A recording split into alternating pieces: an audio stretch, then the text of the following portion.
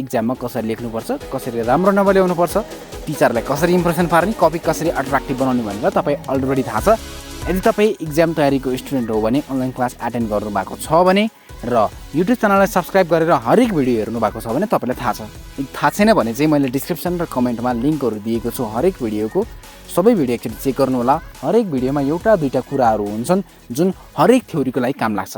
मैले पहिला अरू भिडियोमा भनिसकेको कुराहरू तपाईँलाई यो भिडियोमा पनि काम लाग्छ र मैले यो भिडियोमा फेरि सबै कुरा दोहोऱ्याउँदिनँ किनभने भिडियो लामो हुन पुग्छ। त्यसैले आई एज्युम, मेरो एजम्सन के हो भने तपाईँले पहिला भिडियो हेरिसक्नु भएको छ, युट्युब सब्सक्राइब गर्नुभएको छ र इक्जाम तयारीको बारेमा पनि बुझ्नु भएको छ। यो सबै काम गर्नुभएको छ भने मात्रै तपाईँले अब राम्रो नम्बर ल्याउन सक्नुहुन्छ है त। र बेस्ट एन्सरको साथ, बेस्ट सोल्युसनको साथ विथ टिप्स एन्ड ट्रिक्स स्ट्राटेजिजहरू छन्। त्यसैले स्किप नगरिकन पुरा भिडियो हेर्नु होला। सुरुमा हामीले इन्ट्रोडक्सन भनेर लेख्नुपर्छ। अब यहाँ मैले लेखेको छैन, मैले तपाईँलाई क्लासमा सिकाउँछु र अरू भिडियोमा पनि छन् होला तपाईँले इक्जाम पेपरलाई कसरी लेख्नुपर्छ भनेर। इन्ट्रोडक्सन लेख्नेपछि अब एक्सप्लेन गर्ने। Uncertainty bearing theory of profit was developed by FS night in 1921 AD। अब यो थ्योरीले के भन्छ? According to this theory, profit arises due to the bearing of uncertainties rather than bearing risk. Risk लिएर होइन, uncertainty beer गरेर मात्रै profit आउँछ भनेर चाहिँ अनसर्टेनिटी बियरिङ थ्योरी अफ प्रॉफिटले भन्छ। तर अर्को हाम्रो रिस्क बियरिङ थ्योरी अफ प्रॉफिटले के भन्छ? Profit arises due to taking risk लिएर मात्र प्रॉफिट हुन्छ भनेर रिस्क बियरिङ थ्योरी अफ प्रॉफिटले भन्छ। हेर्नु है, टपिकले नै भनिदिन्छ तपाईँलाई यो थ्योरीले के भन्छ भनेर। र अनसर्टेनिटी बियरिङ थ्योरी अफ प्रॉफिटले के भन्छ? रिस्क लिएर होइन, अनसर्टेनिटी बियरहरू गरेर मात्रै प्रॉफिट तपाईँको आउँछ भनेर यो थ्योरीले भन्छ। अब this theory assumes some risk are certain or foreseen whereas some risks are unforeseen. Foreseen risk भने के हो त? They are insurable risk such as theft, fire, accident. This type of risk can be eliminated because they do not remain as a risk after insurance.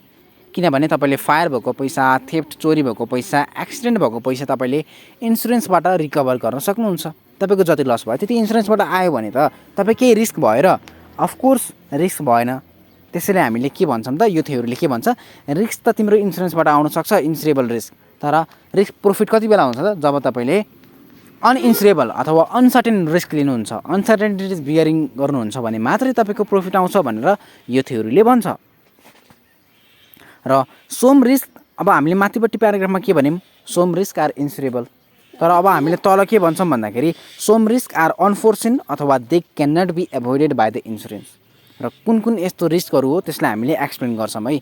यसमा चाहिँ हाम्रो table र figure हुँदैन, त्यसैले हामीले यसलाई अलि राम्रोसँग एक्सप्लेन गर्नुपर्छ। क्रिटिसिजमको हरेक पोइन्टलाई एक्सप्लेन गर्नुपर्छ र यो रिस्कको टाइप्सहरू छन् यसलाई पनि एक्सप्लेन गरिदियो भने चाहिँ तपाईँको कन्टेन्ट पुग्छ। 5 नम्बरको लागि 1.5 पेज 2 पेज पुग्छ।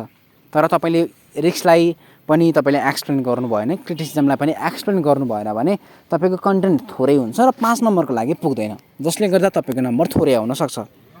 त्यसैले हामीले के गर्यौँ? अनइन्स्योरेबल रिस्कहरू के हुन् त्यसलाई पनि एक्सप्लेन गरिदियौँ 1-2 लाइनमा। सुरुको रिस्क भने के हो त? Business cycle risk. यो सबै रिस्कहरू भनेको चाहिँ इन्स्योरेन्सले पैसा दिन नसक्ने है अनइन्स्योरेबल रिस्कहरू हुन्। Business cycle highly influences the profit in the time of प्रोस्परिटीको बेलामा के हुनसक्छ? वाइन्डफल गेनहरू एकदम धेरै हुनसक्छ। तर डिप्रेसनको बेलामा के हुनसक्छ? There may be loss. र यो चाहिँ के हुन्छ त? There is a no possibility of insurance for business cycle risk. अर्को भनेको कम्पिटिसन रिस्क। तपाईँको कम्पिटिसनमा मेरोभन्दा बेटर कम्पिटिसन आयो, त्यसले गर्दा मेरो लस भयो, मलाई इन्स्योरेन्सले पैसा दिन्छ भनेर बस्नु हो त? होइन नि त, इन्स्योरेन्सले यस्तो पैसा दिन्न। So, competition risk arises due to the entry of new competitive firm which does not have the provision of insurance. अब तपाईको जस्तै बिजनेस गर्ने अरू धेरै कम्पनीहरू आयो भने त तपाईको बिजनेस त घट्यो।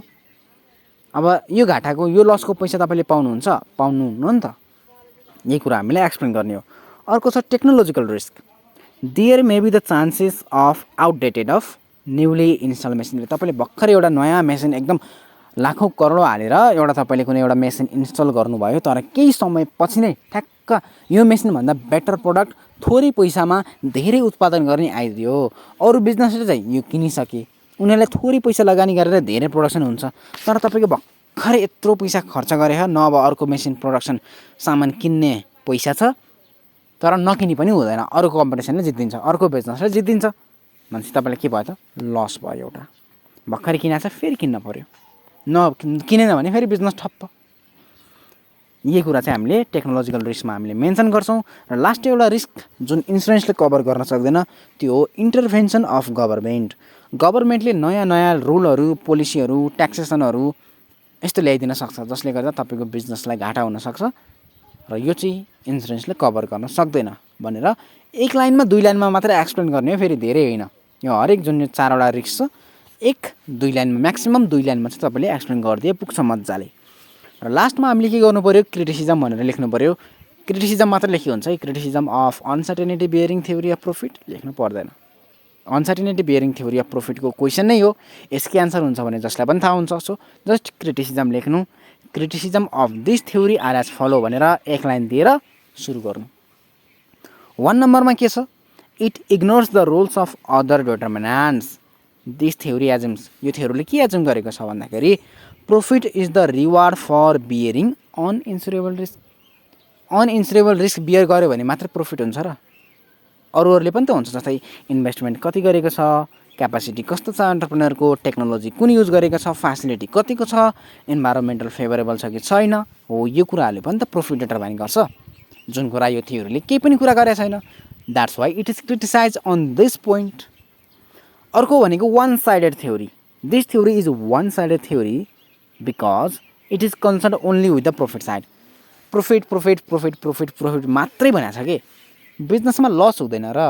हुन्छ नि अफकोर्स, तर यसले लसको कुरा गरेकै छैन, खालि प्रफिटको कुरा मात्रै गरेछ।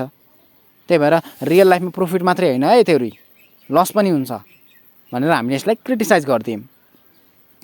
3rd नम्बरमा छ no positive relationship between profit uncertainty. थ्योरीले के भनेको छ? There is a positive relationship between profit and uncertainty रे, तर एक्चुअलीमा जे पनि हुनसक्छ। There may be the high profit even if the less uncertainty. Uncertainty थोरै छ भने प्रफिट हाई हुन पनि सक्छ है रियल लाइफमा चाहिँ, जुन कुरा थ्योरीले भनेको छैन। That's why it is being criticized on this point. र लास्टमा रहेको छ not suitable in monopoly market structure. Monopoly market स्ट्रक्चरमा चाहिँ यो कुरा सुइट हुँदैन, किनभने मोनोपोली मार्केटमा एउटा मात्रै कम्पिटिसन हुन्छ, एउटा मात्रै बिजनेस हुन्छ, एउटा मात्रै फर्म हुन्छ, र जसले गर्दा there is a less uncertainty. Line त मोनोपोली भनेको एउटा मात्रै कम्पनी हुन्छ, अनसर्टेनिटीहरू भनेको त्यहाँ एकदम थोरै हुन्छ, तर प्रफिट भने त कति हुन्छ लङ रनमा? एउटा मात्रै कम्पनी छ भने त सबै मान्छेले, देशको सबै जनताले त्यही एउटा कम्पनीबाट सामान किन्नु पऱ्यो, त्यही एउटा कम्पनीको सर्भिस युज गर्नु पऱ्यो भने त्यसलाई प्रफिट कति हुन्छ त? तर त्यहाँ के हुन्छ त? हाम्रो अनसर्टेनिटी भने एकदम थोरै हुन्छ। र यस भिडियोमा हामी यति नै कुरा गर्छौँ र सबै भिडियोको लिङ्क मैले डिस्क्रिप्सन र कमेन्टमा राखिदिएको छु। र इक्जाम तयारीको बारेमा पनि डिस्क्रिप्सनमा हेर्नु होला र वाट्सएपमा म्यासेज गर्नु होला। Thank you.